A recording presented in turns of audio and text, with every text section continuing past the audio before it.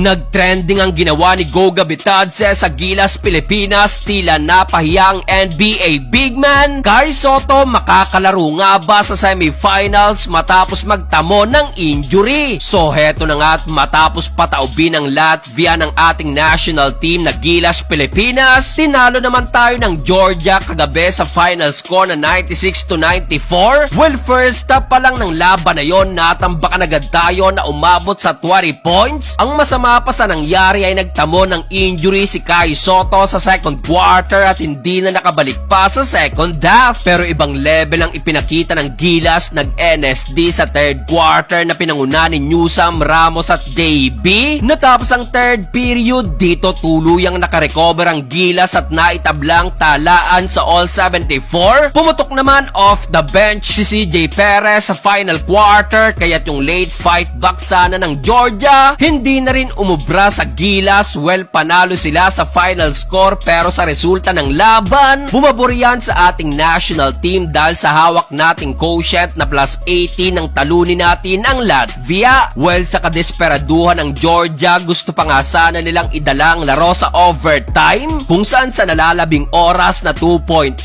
seconds at lamang ng dalawang Georgia, 96-94, sa last free throw ni Newsome na sumablay, abay obviously tinip dunk ng NBA big man na si Goga Bitadze ang bola sa ating basket. Ang kaso, epic ang nangyari at sumablay din ang attempt na yon na umani ng sari-saring komento. Wika ng karamihan, as a professional NBA player, alam ni Goga na walang bisa ang attempt na yon, pero desperately speaking, talaga namang gagawin mo lahat para lang manalo sa game. Sa mga nakakaalala, nangyari na rin sa atin to way back 2014 nang intentionally ipasok ni Marcus Douthit ang bola sa basket ng Kazakhstan in order na idala ang laban sa overtime. Kaso dahil nga sa FIBA rule na 16.2.3, if a player deliberately or intentionally scores a goal on his opponent basket, it is a violation and the goal does not count. Kaya kung pumasok man yung attempt ni Goga, obviously hindi rin ikakount yon dahil sa clear intention ng Georgia. Well, sa kabuuan, muling binuhat ni JB ang Gilas sa kanyang 28 points, 8 rebounds at 8 assists. Almost identical yan sa kanyang stats kontra Latvia na 26 points, 9 rebounds at 9 assists. Dahil dyan, 2 consecutive games na itinanghal na best player ang Michael Jordan ang Pinas na si JB para dalhin tayo sa semifinals. Heto ang nangyari after ng group phase, naging triple tie ang standings ng Latvia, Philippines at Georgia sa Group A with 1-1 win-loss record. Pero dahil nga sa quotient, nanguna ang Latvia na may plus 19, pumangalawa naman ang Gilas na may plus 7 at ang nalaglag ay ang Georgia na may minus 26. Ibig sabihin, Latvia at Gilas ang aabante sa semis, makakatapat ang Group B, kung saan ang nakapasok naman dyan ay ang Brazil na nag-number 1 at ang number 2 naman ang Cameroon, nalaglag ang Montenegro. Pagdating ng final phase, vice versa, makakalaban ang number 1 sa Group A and B ang number 2 sa Group A and B. Ibig sabihin, makakatapat ng Latvia ang Cameroon at makakatapat ng Gilas, Pilipinas ay ang South American team na Brazil. Well, heto, bago ang semis na yan, bukas magandang balita para sa ating national team. After dalhin sa ospital kagabi si Kai Sotto dahil sa possible rib injury, ngayong araw ayon sa update ni Homer Saison, negative ang x-ray at ultrasound ni Kai at paniguradong good to go itong ating pambato bukas kontra sa Brazil.